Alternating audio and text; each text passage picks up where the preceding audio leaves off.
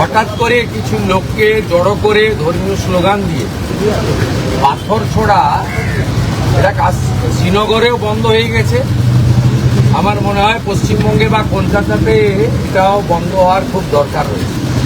যদি মনে করেন আগের সরকার আছে, আগের নিয়ম আছে, আগের মতো পুলিশকে ফোর্সকে হাত পা বেঁধে রেখে দেওয়া হবে, তাহলে কিন্তু ভুল করবেন। তো ক্লিয়ার মেসেজ, জিরো টলারেন্স এই ধরনের ভ্যান্ডালিজম, হুলিগানিজম, রাউডিজম এবং anti national, anti social activity we are not allowed. আমি পুলিশ মন্ত্রী, হোম মিনিস্টার হিসেবে লাস্ট ওয়ার্ড বলে গেলাম, একটা পুলিশের গায়ে যদি হাত পড়ে, এই সরকার তার আইন প্রয়োগ করে যতদূর যেতে হয় হবে। শুধু অ্যারেস্ট নয়, কনভিকশন করানো পর্যন্ত ক্লোজ মনিটরিং করার দায়িত্ব আমাদের থাকে।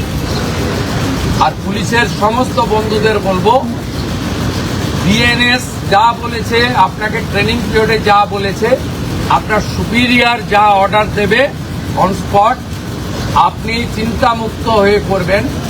কে কোন দল করেন, কে কোন ধর্মের লোক, কে কোন সম্প্রদায়ের লোক, কে কোন প্রভাবশালীর ক্লোজ লোক, তার এগেনস্টে অ্যাকশন নিতে গেলে 5 বার ভাবতে হবে। আপনারা এই চিন্তা মুক্ত করুন। মাননীয় প্রধানমন্ত্রী বারে বারে বলেছেন, বেঙ্গলে ভয়ে আউট, ভরসা ইন। আপনারাও কান খুলে শুনে রাখুন, এটা আপনাদের শেষ ঘটনা। এরপরে আর কোনো এই ধরনের অ্যাকশন আমরা করতে দেব না। যদি করেন, আমার থেকে খারাপ কোনো পুলিশ মন্ত্রী হবে।